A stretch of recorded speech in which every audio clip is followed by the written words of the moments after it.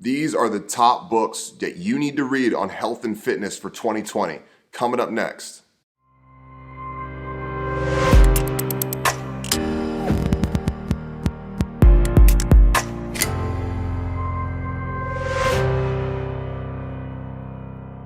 Readers are leaders, and leaders are readers. That's why it's so important for us to stay reading, keeping up with all the new latest trends on health and wellness, especially in an area like health and wellness and fitness, because it's such a new arena through the scope of United States history and beyond in the world. And so there just isn't a lot of content on this throughout history. And over the last 100 years or so, the materials are being produced so fast. And so it's important for us to stay up on the latest trends, the latest diets, the latest health exercises, if we want to do what's best for our bodies. Just consider how fast things with nutrition have changed over the last even decade or two. The latest diets, low carb diet, Atkins diet, going into keto and paleo and veganism and vegetarianism. It seems like there's always a fad diet. What is the right science and what does all of the correct literature say? That's important. That's why we need to read. So here are your top 5 books to read for 2020. Hey, and if you're about to look at these 5 books for 2020 that you should read on health and fitness, you should definitely check out my Quick Start Guide to Health. It's free.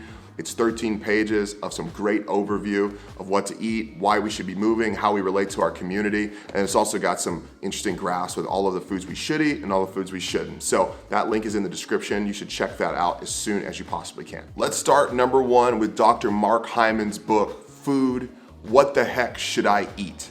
Now, this is your basic run-of-the-mill book that's going to give you the breakdown on every food type, whether or not it's healthy for you, and how much of it you should be consuming based on you. Now, there's a principle called the N=1 principle, which means that everybody's going to react differently to different foods. It has a lot to do with our epigenetics, our environment, and all of that.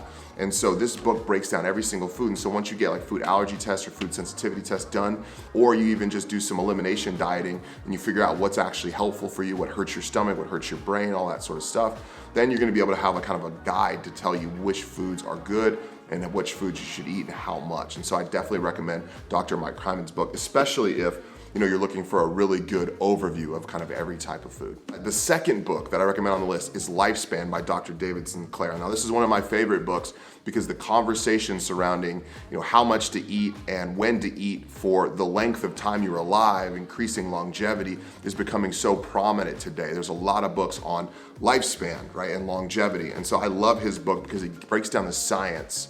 And so if you're a nerd and you love to understand kind of the why of eating certain things, or the why of behaving certain ways, or the why of avoiding things like, mold toxins or pollution, then David Sinclair is going to break this down for you. He also gets into sleep, which is an important topic as well. So if you want to know kind of the science behind the why, but also get some practical tips as well, Dr. David Sinclair's book, Lifespan, is for you. My personal favorite of the last year is Dave Asprey's book, Superhuman. Now, you may know Dave Asprey as the bulletproof coffee guy, the guy who tells you to put butter and MCT oil in your coffee in the morning. First of all, I recommend bulletproof coffee. It's amazing, but do your own research on that. This book, though, is about essentially what David Sinclair's book was about, but with kind of a more practical how-to. And so he's going to break down across the kind of wide spectrum of things to do, things to eat, and ways to behave in order for you to live long. And so Dave Asprey's goal is to live to about 180 years old.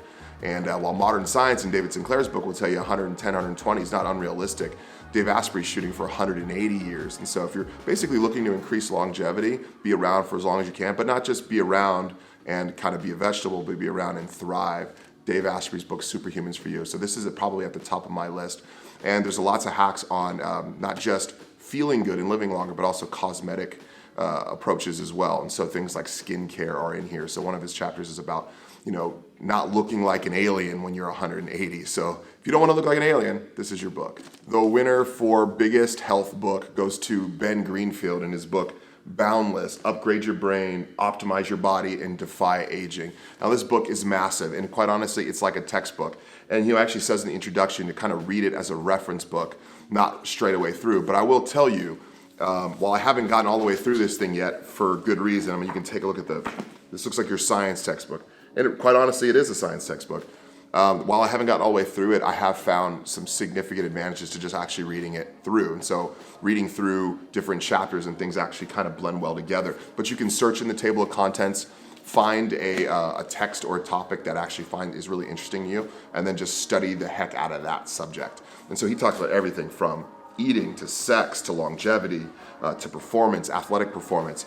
If you're looking for an overarching kind of book, I remember a few years ago there was a book by Tim Ferriss called 4 Hour Body.